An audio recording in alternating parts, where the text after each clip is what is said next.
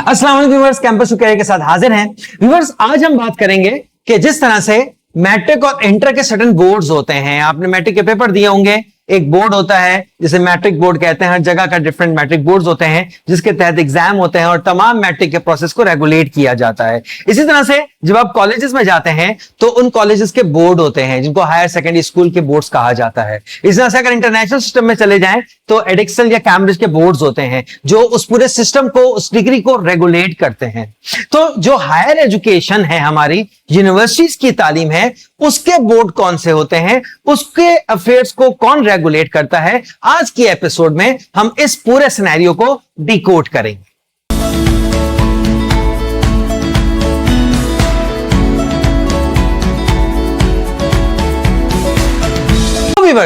जब हम बात करते हैं हायर एजुकेशन की तो उसमें हमारे पास एक अथॉरिटी है जिसको कहा जाता है हायर एजुकेशन कमीशन, उर्फ आम में HEC इसको कहते हैं, जिसका बेसिकली काम होता है यूनिवर्सिटी लेवल, टर्शरी लेवल जो है हमारा, हायर लेवल एजुकेशन को रेगुलेट करना, यूनिवर्सिटीज के जितने भी प्रोग्राम्स हैं उनको रेगुलेट करना, आपकी डिग्री को अटेस्ट करना। इसके ऊपर भी बहुत ज्यादा लोग सवाल करते हैं कि भाई अगर HEC की रिकॉग्नाइज्ड यूनिवर्सिटी से हमने पढ़ा है तो हम डिग्री को वेरीफाई क्यों हम जो है एक्रीडेट कराएं। तो इसके ऊपर एक अलग एपिसोड में बात करेंगे। आज का मैं फोकस करना चाहूंगा HEC और HEC के साथ जो डिफरेंट रेगुलेटर्स होते हैं उन रेगुलेटर्स की पावर्स और वो रेगुलेटर्स क्या हैं इनके ऊपर बात करूंगा। की बात करें तो HEC अर्लियर 2002 से पहले इसको UGC कहा जाता था, फिर इसको रीनेम करके और उसकी कुछ अथॉरिटीज को बढ़ा के HEC कर दिया गया, हायर एजुकेशन कमीशन।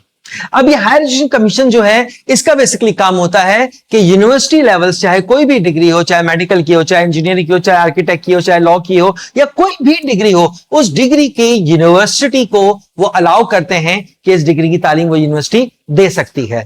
उसके बाद 18 अमेंडमेंट के बाद अब प्रोविंशियल हायर एजुकेशन कमीशन भी है, जैसे सिंध की है सिंध हायर एजुकेशन कमीशन। ये भी अब रेगुलेटरी बॉडी है जो प्रोविंस लेवल पे एजुकेशन, यूनिवर्सिटी के अफेयर्स को देखते हैं, उनके फाइनेंसेस, उनकी एक्रेडिटेशन, उनकी परमिशन, उनके लाइसेंस, इसको ये दोनों अथॉरिटीज देखती हैं। तो education commission HEC, higher education commission का काम है यूनिवर्सिटी को रेगुलेट करना, यूनिवर्सिटी को अलाउ करना कि वो सर्टेन डिग्री दे सकता है नहीं दे सकता। और याद रखिएगा, जब कभी भी आप किसी यूनिवर्सिटी में एडमिशन लें तो HEC की वेबसाइट बहुत एक्टिव है, उधर जाएं। हम अपने बायो में इसमें डिटेल में आपको दे भी देंगे HEC की साइट्स कि कहां से आप किस कौन सी मालूमात ले सकते हैं। तो उन साइट्स पे जाएं और वहां से लिस्ट ऑफ यूनिवर्सिटीज जो कि एक्रेडिटेड हैं उनको आप देख सकते हैं। तो मैं बात कर रहा था NIT की, तो NIT के अंदर जितने भी फील्ड्स हैं वो सब की सब पाकिस्तान इंजीनियरिंग काउंसिल से एक्रेडिटेड नहीं है।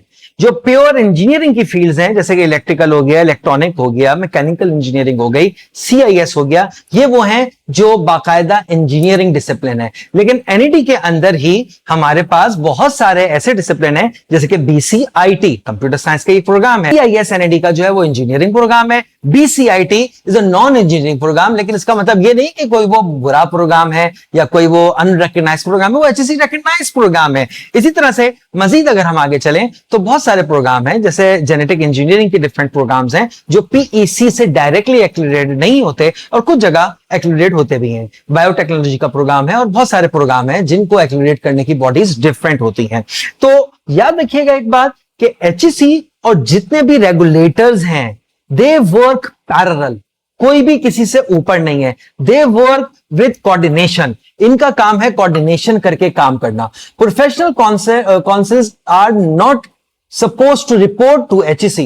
Neither HEC can give any directions or dictations to these councils. लेकिन ये coordinated काम करते हैं और ये overall academia को serve करते हैं। HEC ensure करता है academic quality को और professional council जो है वो ensure करते हैं specific discipline की license को practice करने को allow करते हैं।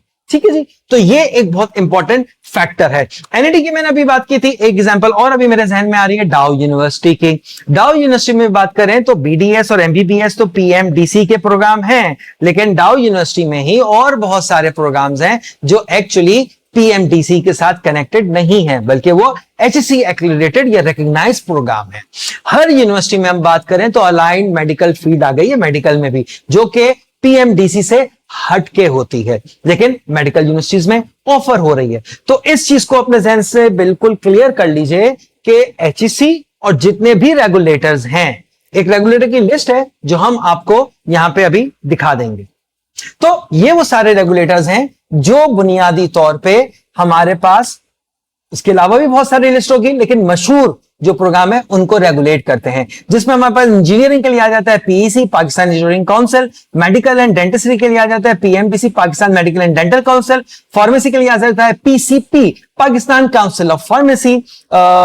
उसके बाद आ जाता है हमारे पास लॉ में आ जाता है हमारा PCB, एक तो पाकिस्तान क्रिकेट बोर्ड भी है लेकिन ये PBC है, सॉरी, और ये आ जाता है पाकिस्तान बार काउंसिल। इसके बाद आ जाते हैं बिजनेस एंड कॉमर्स के लिए NBAC, national business education accreditation council, computer IT के लिए आ जाता है NCAC, national computing education accreditation council, architect के लिए आ जाता है PCTP, और इसके अलावा मुख्तलिफ प्रोग्राम है, वोकेशनल ट्रेनिंग के भी मुख्तलिफ एक्रेडिटेशन होती है जो यूजली गवर्नमेंट से रिकॉग्नाइज बॉडीज हैं जो प्रैक्टिस करने के लाइसेंस देती हैं।